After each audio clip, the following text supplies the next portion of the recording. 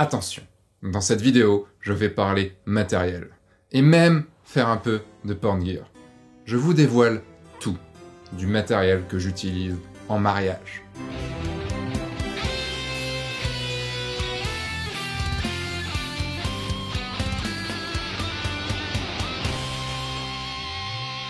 Bonjour, je suis Sébastien Roignan et vous êtes bien sur le guide du photographe de mariage, la chaîne qui va vous donner les clés pour prendre votre indépendance et vivre de votre passion, la photo, et plus particulièrement la photo de mariage. Cliquez ici ou dans le lien dans la description pour vous inscrire à la communauté Oui je le veux. Vous pourrez m'y poser les questions que vous souhaitez sur votre activité de photographe de mariage ou sur le sujet de cet épisode. J'y répondrai lors de live exclusifs sur la communauté. Si vous me suivez depuis longtemps, vous le savez, je ne suis pas très branché matos. Mais le truc, c'est que sans matos, il n'y a même pas de photos. Il n'y aura même pas d'épisode du guide du photographe de mariage sans matos. Alors, il faut bien que je vous en parle. Et comme c'est un sujet qui marche plutôt bien en termes de clics, et bah allons-y, je vais vous montrer tout le matos que j'utilise pour cette saison 2020 en mariage. Ce n'est pas exhaustif comme je vous le disais, puisque je n'ai pas essayé tout le matériel qui existe, donc c'est vraiment en fonction de mes goûts et en fonction de ce que j'ai pu utiliser.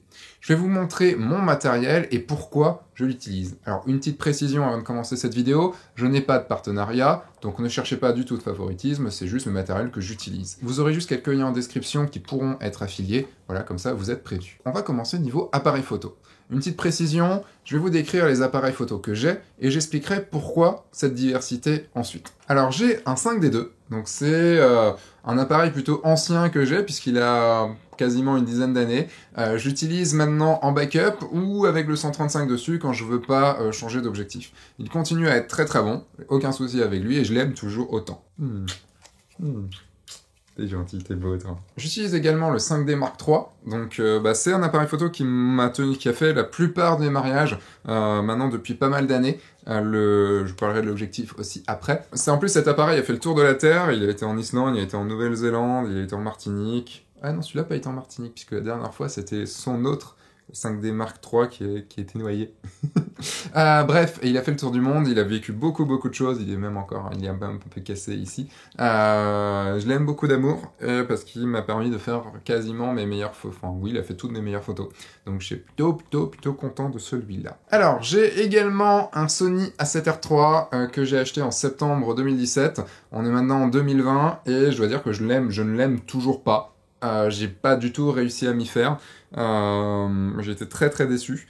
Et je vous expliquerai sûrement pourquoi après, c'est pas le sujet de l'épisode ici, mais il peut me servir en mariage pour les soirées, quand j'ai besoin de monter en ISO, là-dessus il est vraiment cool. Il a quand même des choses que j'apprécie, comme la montée en ISO, ou le fait d'avoir l'écran comme ça, orientable, qui peut vraiment m'aider. J'aime bien shooter comme ça permet d'avoir des points de vue comme ça, vous le voyez, des points de vue qui sont différents. Et le petit nouveau de la bande, c'est le 5D Mark IV. Alors c'est marrant d'avoir acheté un 5D Mark IV après un A7R III, mais c'est juste que pour l'instant, il n'y a aucun autre appareil qui m'intéresse et j'attends un 5D Mark V. Et vous pouvez pas avoir le 5D Mark IV puisque c'est celui que j'utilise pour me filmer actuellement. Ça fait des mois en fait que je me posais la question de savoir qu'est-ce que je prenais pour ma saison 2020, parce qu'avec le Sony, je ne pouvais plus, je n'y arrivais plus, et mon 5D III se faisait trop vieux pour être vraiment, ou que je puisse vraiment compter à fond dessus en appareil photo principal. 5D5 potentiellement fin 2020, donc forcément 5D4 en attendant. Et je dois dire que j'ai repris du plaisir à faire des photos avec, c'est trop cool, j'adore ça, donc voilà, je suis super content avec celui-là, même s'il y a des choses qui m'embêtent un petit peu dessus, mais j'ai repris le plaisir de faire des photos. Également, plus les appareils photo, vous avez les batteries. Même si sur un réflexe, une seule batterie peut tenir la journée, pour moi sur un 5D, une batterie par 5D suffit largement. Une batterie me tient plus de 2000 photos, donc j'ai pas forcément besoin de problème, et j'ai toujours au moins 2 batteries de plus au cas où, on sait jamais. Donc en gros, je me balade avec 4 batteries supplémentaires sur mon 5D, et avec le Sony, j'en avais 4 en tout, qui me permettaient, je faisais une journée de mariage avec 2 batteries et demie, ça va, j'en ai une de plus, et je ne prends que des batteries officielles pour être certain que ça merde pas en plein milieu. Voilà en ce qui concerne le matériel, appareil photo, boîtier. Maintenant on va passer aux objectifs. Alors j'ai 2 objectifs principaux, ce sont mes 2 objectifs de prédilection. Le premier c'est le 24 mm 1.4, là, qui était sur le 5D III tout à l'heure. Le 24 mm 1.4 c'est celui que j'utilise, je l'ai acheté en 2012 je crois, donc ça fait 8 ans que je l'ai maintenant. Et c'est encore c'est encore mon petit chouchou, en tout cas en mariage. J'étais aussi assez frustré sur le Sony, puisque j'avais un Sigma Art 1.4 que j'aime pas. je mets pas le rendu et tout ça. Et là, j'adore ce petit bout d'objectif parce qu'il fait un rendu qui est, je trouve, très chouette, un rendu très doux et que j'aime énormément. Voilà, j'adore son rendu, il a un petit côté un peu smooth que j'aime bien, avec des très belles couleurs, donc voilà, je suis amoureux de ce 24-1.4. C'est bien, hein, je dis que j'aime pas le matos, mais je dis que je suis amoureux de mon matos, donc forcément, Seb et ses contradictions. Mon deuxième petit préféré, c'est celui-là, c'est un Canon 50-1.4. Il est pas cher, parce qu'il coûte dans les 350 €, et par contre, il est un peu fragile. C'est mon troisième actuellement, mais je crois en l'espace de 10 ans, ça va. En plus, c'est pas non plus ouf, il coûte pas très cher. C'est un très bon objectif pour son prix, et surtout, il n'est pas lourd comparé au 1.2. Le 1.2, vous le voyez en photo, il est juste horriblement lourd et horriblement gros. Donc je ne pense pas passer au 1.2, je verrai, peut-être, mais au bout d'une journée de mariage avec ça dans les pattes, avec le 50, les deux 5D et le 50, 1.2, non, ça passera pas. Pour moi, l'alliance parfaite, c'est le 24 plus le 50, deux appareils photo, un 24, un 50, ça marche très très bien. Certains préféreront le 35 plus le 85, y a les photographes qui aiment être proches et ceux qui aiment être loin, tout simplement. 24 plus 35, c'est pas top parce que ce sont des focales trop proches. Idem pour 35 plus 50 et pareil pour 50 et 85. L'écart qu'il y a entre le 24 et le 50 et entre le 35 et le 85, c'est plutôt bien. Autre objectif que je monte régulièrement sur mon boîtier, c'est le 135 f2 de chez Canon. Je le monte en fait sur mon boîtier de backup pour l'avoir sous la main. C'est un objectif en fait que j'utilise pour me reposer. Alors généralement, je les utilise que en église, quand je n'arrive pas à m'approcher trop des gens, ou pendant le cocktail, quand j'ai vraiment envie, en fait, de me reposer un petit peu, parce que pour faire des portraits, c'est juste ultra facile, et le problème, c'est qu'on est loin, et qu'on n'est pas avec les gens, et qu'on est un peu en dehors de l'action, ce qui me gêne quand même pas mal. Mais il fait de très très belles photos, le flou d'arrière-plan, la netteté et tout, c'est un très très bon objectif dont je suis ultra content, même si je m'en sers pas forcément beaucoup. Autre objectif, le Samyang 14 mm f2.8. Là, il est en manuel. C'est un objectif dont j'ai rarement besoin, mais par exemple sur le dernier mariage que j'ai fait il y a une semaine, j'en ai eu besoin pour pouvoir... J'étais dans un temple qui était très beau, et je voulais faire une photo du temple en entier, j'avais besoin, mon 24 ne suffisait pas, donc j'ai utilisé le 14 à ce moment-là. Mais dans les petites mairies et tout, ça peut être bien. Alors faites attention par contre à la distorsion, évidemment c'était un peu chiant. Si vous centrez vos sujets, vous n'aurez pas de problème, mais ça pourra faire vraiment quelque chose de vraiment cool. Par contre, c'est un objectif que j'ai énormément utilisé pour mes photos d'auteur, donc pour mes photos de landscape nude, donc je l'aime d'amour parce qu'il me permet en fait de voir le monde différemment, puisque par ses déformations, c'est des choses qu'on peut pas voir avec notre œil. Alors également, j'ai un petit objectif, alors là, il est monté sur l'appareil photo, là, donc je peux pas vous le montrer, c'est le Pancake 40 mm f2.8. Alors c'est un petit objectif, vraiment tout mini, vous le voyez en photo ici. Il est très discret et très qualitatif pour le prix, je crois qu'il est à moins de 200 balles, donc c'est plutôt cool. Et des fois même, il prend la place du 50 mm, alors le problème c'est un 2.8, en pleine journée et tout, il n'y a pas forcément de soucis, mais c'est un objectif que j'aime énormément par son côté très discret, très léger, et j'aime aussi, des fois je me sens un peu serré avec du 50 et j'aime bien le 40. Et puis c'est un super objectif vidéo. Ah ouais? Ouais, parce qu'il a une mise au point STM, c'est les mises au point spéciales vidéo qui sont très silencieuses et tout. Et pour finir au niveau objectif, le Canon 24-70 f2.8, je l'ai depuis longtemps aussi, je l'avais acheté au tout début parce que je me disais qu'il allait beaucoup me servir, et au final je m'en suis pas vraiment beaucoup servi de cet objectif. C'est une petite perle hein, quand même, c'est un très bon objectif, un peu lourd, mais je l'ai vraiment au cas où, en fait il est dans mon sac, c'est au cas où que j'ai un de mes objectifs, mon 24 ou mon 50, qui merde, et comme ça je peux le remplacer par le 24-70. Ça fait pas mal d'années que je l'ai pas utilisé, enfin j'ai dit des bêtises parce que j'ai dû l'utiliser plutôt peut-être en vidéo ou autre, parce que ça peut être pratique de passer du 24 au 70, mais j'aime pas les zooms, en mariage, donc je préfère ne pas l'avoir. Pourquoi j'utilise des focales fixes? En fait, c'est que ça m'oblige à être dans ma photo. Quand j'ai trop le choix, je ne fais rien. Alors, imaginez avec un 24-70 plus un 70-200, on peut tout faire, et donc au final, on fait pas grand-chose. Ça donne également une patte, un élément de reconnaissance à votre reportage. Vous avez une continuité, une unité dans vos photos. Également, les objectifs fixes sont des objectifs souvent plus lumineux, et cela vous aide énormément, que ce soit dans les églises ou en soirée, en tout cas dans tous les endroits à basse lumière. Avant de passer à la suite, on va parler de flash et plein d'autres choses. Un petit appel à l'action, vous pouvez me laisser toutes vos questions sur le matériel ou sur votre activité de photographe de mariage dans les commentaires de cette vidéo, j'y répondrai dans le prochain live exclusif à la communauté, oui je le veux, et pour s'inscrire et tout à la communauté, je vous en parle à la fin de cette vidéo. Voilà, c'était un petit appel à l'action très rapide, et on revient sur le côté matos tout de suite. Passons maintenant au flash. Alors niveau flash, j'utilise en mariage des Profoto A1. J'en ai 2 et je pense que je vais en racheter 2 autres. Ce sont... faut pas le dire comme ça, mais c'est l'équivalent un peu de Flash Cobra, mais en mode Flash Studio. C'est vraiment des très très beaux flashs, des flashs qui sont... je vais enlever cette partie-là. Des flashs qui sont sur batterie et ils sont très très fiables. On peut faire 500, 600 photos, voire plus, tout dépend de la puissance que vous demandez évidemment. J'en ai 2, j'en ai réellement j'en ai un sur mon boîtier et un que je mets sur le côté en contrôle à distance. C'est pour ça que je vais peut-être m'en acheter 2 autres pour pouvoir mettre différents endroits éclairés. Au niveau modeler, donc là il est à nu, et niveau modeler, généralement je mets la petite boule pour diffuser. Et surtout j'adore, c'est le soft hood, le soft bounce pardon, qui donne un éclairage vraiment chouette, et surtout un éclairage non... en fait, vous le mettez comme ça sur votre boîtier, et ça fait un éclairage, je vais le mettre comme ça, un éclairage qui est très diffus et qui vous fait plutôt des beaux portraits. Voilà, donc je suis plutôt très content de ces petits objectifs, ces petits flashs, mais ils coûtent un peu cher, ça c'est sûr. Bien sûr, ne pas oublier le déclencheur, hein, le petit déclencheur Profoto, pour pouvoir déclencher mes flashs à distance si j'ai besoin. Et également, bon, je vais pas les sortir parce qu'ils sont, enfin si je vais les sortir. Allez, soyons fous. J'utilise encore des B2 que je pense bientôt changer pour des B10. Les B2 c'est quoi? Je vous montre ça rapidement. J'ai 2 torches B2, donc c'est des torches qui sont sur générateur. Donc c'est des torches qui ressemblent à ça. Et vous avez en même temps un générateur ici, que vous pouvez... Tout tombe. Que vous pouvez donc charger et tout ça. C'est plutôt cool, ça fait une vraie grosse lumière de studio.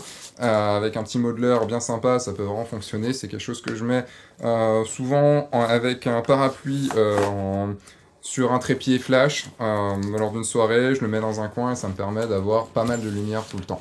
Alors forcément c'est du Profoto, ça coûte un petit peu cher, c'est sûr, mais vous pouvez avoir des Godox, mais c'est vraiment pas la même chose. Parlons maintenant harnais. Le harnais est quelque chose de très important pour pouvoir durer toute la journée sans avoir mal au dos, parce que vous portez quand même du matériel toute la journée, ça peut faire mal au dos. Moi j'utilise le harnais de chez Grizzly Tanné, que vous avez pu voir dans une vidéo de F1.4 que je remettrai sur le guide du photographe de mariage. Il commence d'ailleurs à être un peu usé et tout ça, enfin pas usé mais il commence à avoir vécu un petit peu, parce qu'il est vraiment ultra cool. Et donc ça c'est celui que j'utilise, et j'utilise aussi des fois celui-là, dont je devrais vous parler je pense bientôt. C'est un modèle aussi de chez Grizzly Tanné que j'aime énormément. Vous voyez le dos, ça fait ça. Et il est vraiment cool.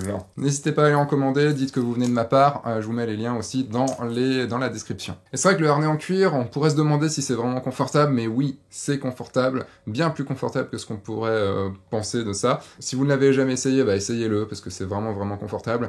En plus, ça fait habillé et plutôt classe sur un mariage. Et voilà, c'est en plus une chemise que je peux utiliser sur un mariage, et vous voyez, bah, ça fait plutôt classe, ça fait comme des bretelles, ça marche plutôt bien. Je regardais comment ça... Dans le retour vidéo, je regardais comment ça donnait, mais ça donne plutôt bien.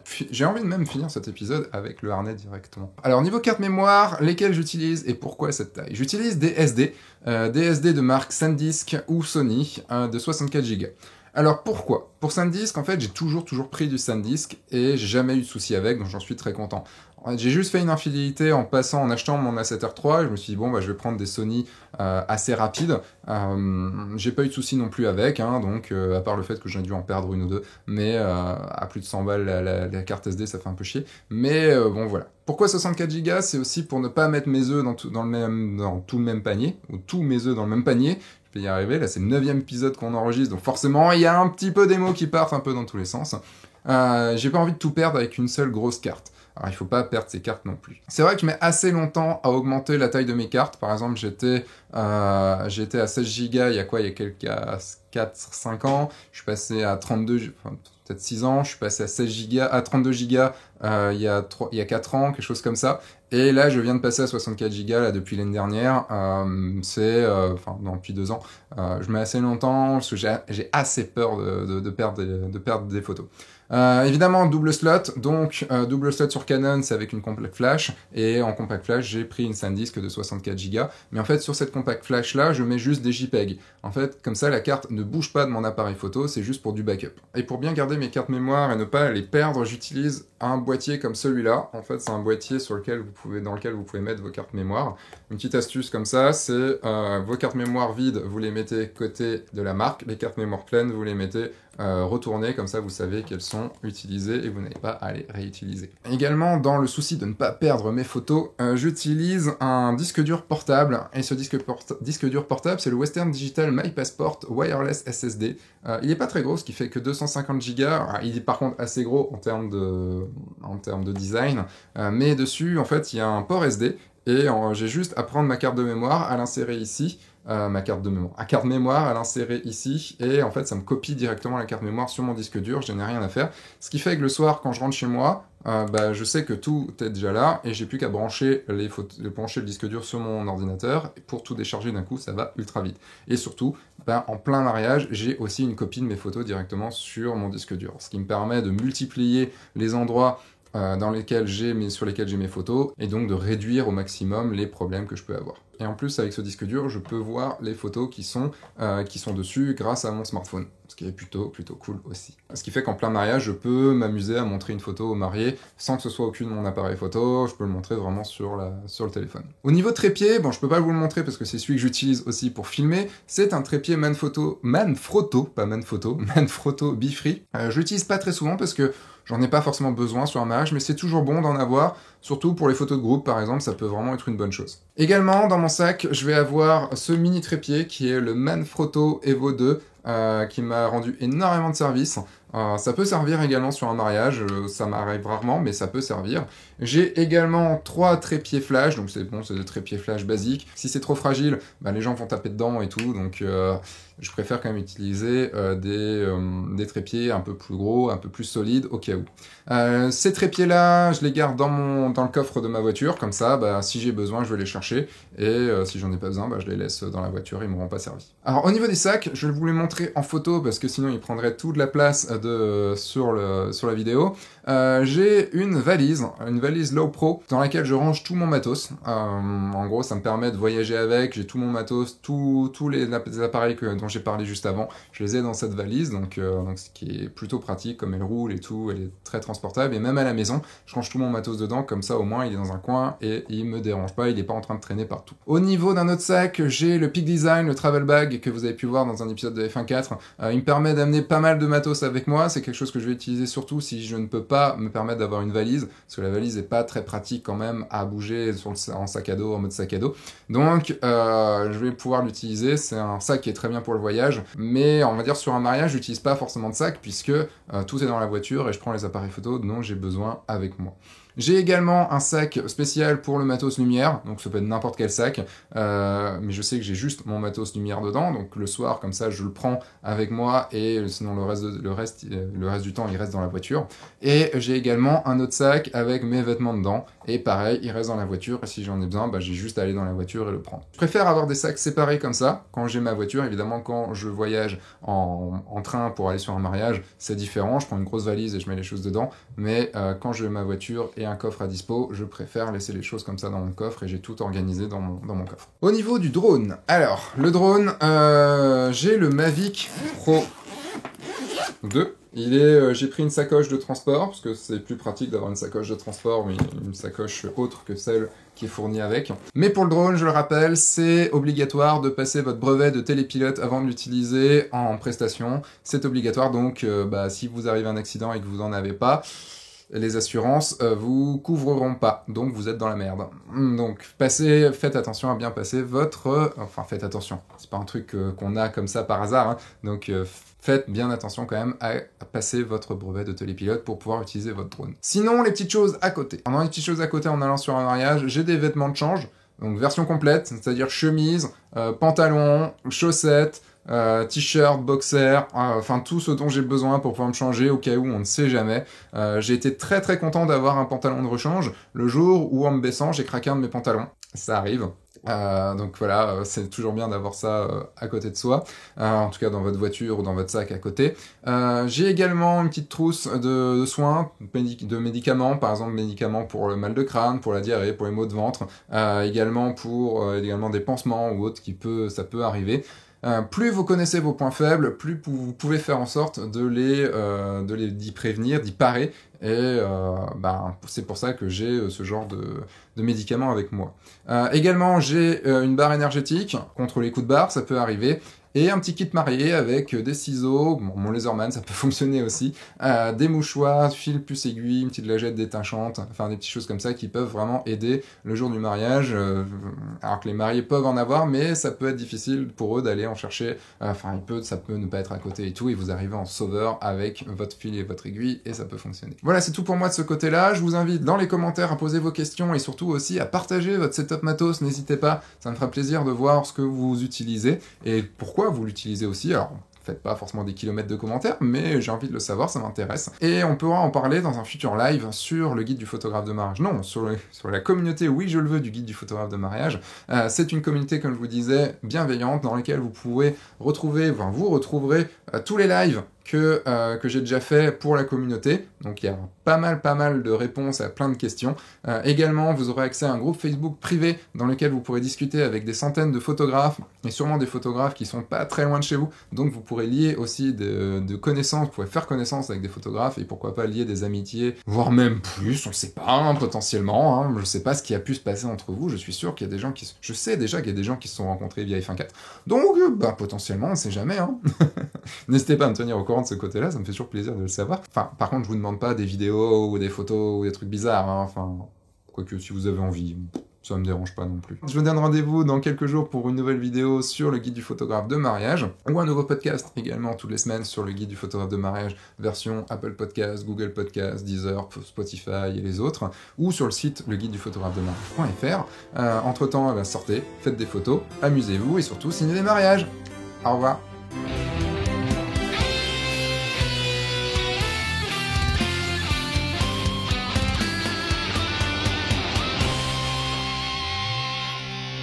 Alors, bonjour, pour aller sur un mariage, moi j'utilise ma Mini, qui est juste ici, qui est tout à fait mini, ou des fois, quand je veux être un peu plus classe, je prends ma coccinelle qui est là avec mon surf, et quand j'ai vraiment beaucoup de matos, j'utilise mon bus. Et vraiment, quand je dois aller très vite, je prends mon X-Wing.